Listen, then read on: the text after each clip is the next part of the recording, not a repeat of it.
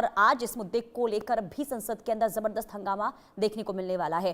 बहरहाल आगे बढ़ते हैं, बात अब पीओके की करेंगे। पीओके में हिंसा से हालात बेकाबू हो गए हैं। पाकिस्तान की गोलीबारी पर बवाल शुरू हो गया है। पाक गोलीबारी में 30 लोगों की मौत और प्रदर्शनकारियों का मीरपुर रावलकोट में कूच अब देखने को मिल रहा है। पीओके में पाकिस्तान के खिलाफ गुस्सा अब फूट पड़ा है। पाकिस्तान अधिकृत कश्मीर यानी कि पीओके से तनाव बढ़ने की खबरें लगातार सामने आ रही हैं और मीरपुर और रावलकोट समेत कई इलाकों में विरोध प्रदर्शनों के दौरान हिंसा हुई। सुरक्षा बलों की कार्रवाई भी देखने को मिली है, जिसकी रिपोर्ट भी सामने आई है। अब स्थानीय संगठनों और प्रदर्शनकारियों का यह आरोप है कि प्रदर्शन रोकने के लिए बल प्रयोग किया गया, जिसके बाद हालात और बिगड़ गए। कुछ रिपोर्टों में करीब 20 लोगों की मौत का भी दावा हुआ है।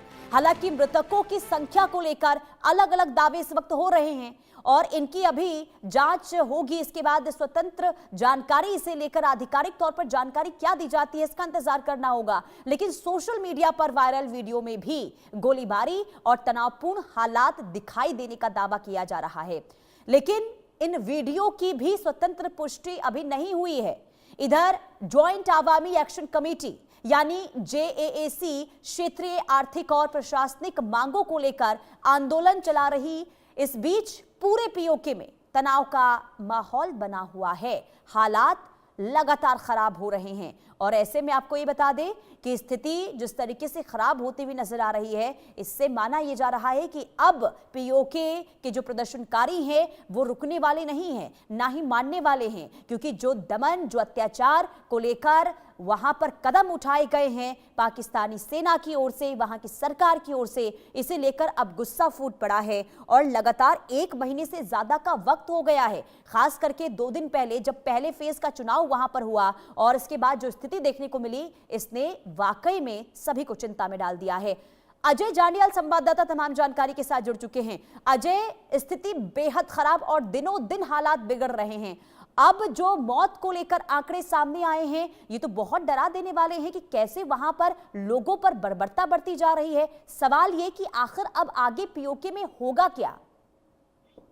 देखिए, बिल्कुल आपने ठीक कहा। जिस तरीके से लगातार वहां लोगों के मारे जाने का सिलसिला चल रहा है, ऐसे में पाकिस्तान की सेना कैसे निहत्थे मासूम लोगों पर गोलियां चला रही है, क्योंकि कल जब वहां पे फायरिंग हुई और वो तस्वीरें जब सामने आई जिसमें शव जो है सड़कों पर जो है वो गिरे पड़े थे और खून से लथपथ उन शवों को उठाने तक के जो है कोई जरूरत नहीं कर पा रहा था, उससे एक चीज स्पष्ट है कि पाकिस्तानी सेना को जो है सीधे तौर पर सरकार ने आदेश दिए हैं। और जब वहां का रक्षा मंत्री खुद ये कह रहा हो कि ये जो प्रदर्शनकारी हैं हमारे नहीं हैं, ये भारत के हैं, तो इसका मतलब साफ हो जाता है कि पाकिस्तान जो है वो किसी भी हद तक जा सकता है। वहां की सेना को पूरी छूट मिली हुई है कि वो कुछ भी कार्रवाई करेगी, उसे पूछने वाला कोई नहीं है।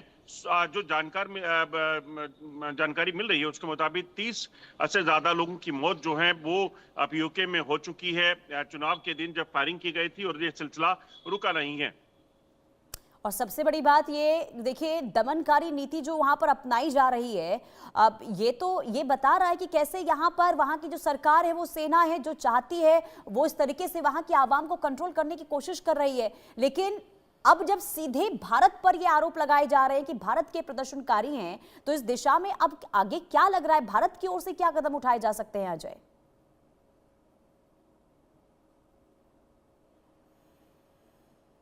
अजय आपकी आवाज नहीं पहुंच रही है जी। देखिए, ये जो इल्जाम है ये भारत पर इल्जाम नहीं है। ये दरअसल पाकिस्तान की सेना जो है या पाकिस्तान के रक्षा मंत्री अपने आप पे सवाल उठा रहे हैं। ये खुद तो क्लेम करते हैं कि पाकिस्तान के कब्जे वाला कश्मीर जो है वहां पर रहने वाले लोग हमारे हैं। इन्हीं को इन्होंने पाकिस्तान के कब्जे वाले कश्मीर को जब बिल्कुल अजय, और ऐसे में देखना यही होगा कि आगे स्थिति आखिर किस तरीके से बदलती हुई पीओके में नजर आ रही है। नजर बना के रखिएगा। फिलहाल के लिए बहुत शुक्रिया। अब पीओके से जो प्रतिक्रिया सामने आ रही है, जरा वो भी आपको सुनवाते हैं। बेटा, ये पाकिस्तानी आपकी आवाम नहीं है, ये हम लोग कश्मीरी हैं। अगर हमारे जवान शहीद हो गए तो हमारे बच्चे लड़ेंगे, हमारे बच्चे शहीद हो गए तो हमारे बुजुर्ग लड़ेंगे, हमारे बुजुर्ग अगर शहीद हो गए तो हमारी औरतें लड़ेंगी, हम औरतें लड़ेंगी। और कश्मीर कभी भी हम आपके हाथों नहीं देंगे और ना ही हम सरेंडर करेंगे। ठीक है, सरेंडर इंशाल्लाह ताला हुकूमत करेगी। और ये जो 53 डंगर आपने अपने पास बैठाए हुए ना, तो इनको तो हम कश्मीर में कभी इंटर ही नहीं होने देंगे, और ना ही हम जब भी ये आएंगे तो हम इंशाल्लाह ताला इनका जूतों के साथ इस्तकबाल करेंगी अवाम सारी। शौकत मीर साहब को आप उनका बाल भी एक वो टेढ़ा नहीं कर सकते, अगर उनको कुछ हुआ तो फिर आप लोगों को भी हम चैन से नहीं बैठने देंगे। ये खुलेआम चैलेंज करते हैं हम लोग। और दूसरी बात ये कि हमारे किसी भी जवान को अब आपने अरेस्ट करने की कोशिश की तो गोली का जवाब गोली से मिलेगा। आप लोगों ने हमें बुज़दिल समझ लिया है। आप लोगों ने क्या समझा है कि हम ये कुछ करेंगे, अरेस्ट करेंगे और शहादत करेंगे, गोलियां चलाएंगे तो ये लोग भाग जाएंगे। ये कश्मीरी हैं बेटा, ये भागते नहीं है। कश्मीर हमारा कश्मीर है, ये आप लोगों की बात। और महिलाओं के द्वारा भी सीधे पाकिस्तानी सरकार को चैलेंज दिए जा रहे हैं। बहरहाल रुकते एक छोटे से ब्रेक के लिए, ब्रेक के बाद भी खबरों का सिलसिला आगे जाए।